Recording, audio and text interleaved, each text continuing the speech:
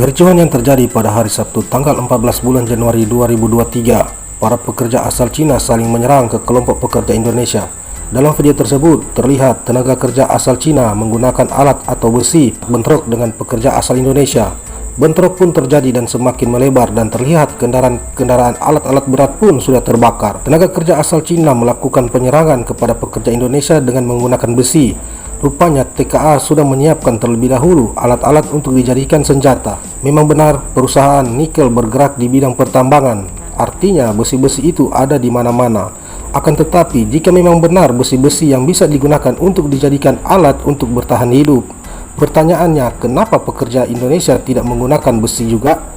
Berarti tenaga kerja asal Cina sudah menyiapkan segala sesuatu dari jauh hari dan sudah terlihat jelas dan tampak jelas bahwa tenaga kerja asal Cina memang sudah menyiapkan terlebih dahulu besi yang sudah runcing untuk dijadikan senjata.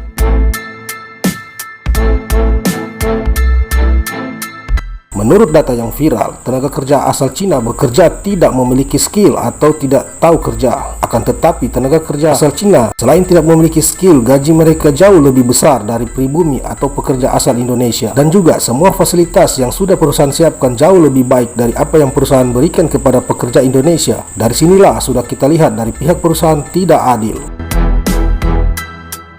Dan apa yang dilakukan oleh tenaga kerja asal Cina kepada pekerja Indonesia di PT GNI ini harus mendapatkan perhatian serius dari pihak penegak hukum dan pemerintah Morowali. Arogansi dan kekerasan dari TKA asal Cina sangat merugikan pekerja asal Indonesia yang menjadi korban. Semua kendaraan berupa motor yang digunakan pekerja asal Indonesia hancur dan rusak parah. Semua mengecam tindakan ini dan berharap tenaga kerja asal Cina diproses sesuai hukum yang berlaku dan perlu mendapatkan perhatian khusus dari semua pihak. Dan dalam hal seperti ini jangan didiamkan sebab akan menimbulkan konflik yang sangat besar.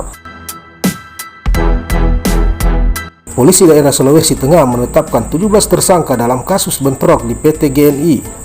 Kabid Humas Polda Sulawesi Tengah, Komisaris Besar menyebut untuk menetapkan 17 orang tersangka setelah polisi menangkap dan memeriksa 71 orang. Ada 71 orang yang diamankan, dari 33 orang telah dilakukan pemeriksaan di mana 17 diantaranya terindikasi melakukan perbuatan perusakan dan telah ditetapkan sebagai tersangka. Dan 16 orang lainnya diminta untuk wajib lapor. Dan untuk pekerja asal Cina berada di mes dan dalam pengamanan pihak kepolisian dan TNI. Dari pihak perusahaan dalam pernyataannya mengaku sangat prihatin atas kejadian tersebut karena terjadi kerusakan dan kericuhan. Ini tidak ada dampak dari perusahaan tetapi dampak kepada masyarakat sekitar. Menurut keterangan dari pihak manajemen perusahaan dalam pernyataannya resmi, bentrok antara TKA dan TKI sangat disesalkan karena mendapat informasi dari sumber karyawan di PT GNI dengan keterangannya untuk memberitahu kondisi dalam lingkungan perusahaan dan ternyata semuanya terungkap karena faktor ini. Penjelasan dari karyawan PT GNI seperti ini, ternyata tenaga kerja asal Cina gajinya lebih besar sekalipun mereka tidak tahu kerja atau non-skill. Bukan cuma itu, selain gaji lebih besar, fasilitas juga lebih bagus dari para pekerja Indonesia. Jabatan pun mereka tidak tahu untuk melihat kode di antara helm yang mereka gunakan. Sekalipun Cina menggunakan helm kuning bisa dan berani memerintah helm biru Indonesia. Tenaga kerja asal Cina memakan gaji buta dikarenakan selain tidak tahu kerja, tenaga kerja asal Cina memaksa para pekerja Indonesia untuk melakukan pekerjaan mereka. Seharusnya pekerjaan itu adalah pekerjaan mereka. Selain keterangan itu, mereka juga tidak bisa berbahasa Inggris dan berbahasa Indonesia sama sekali.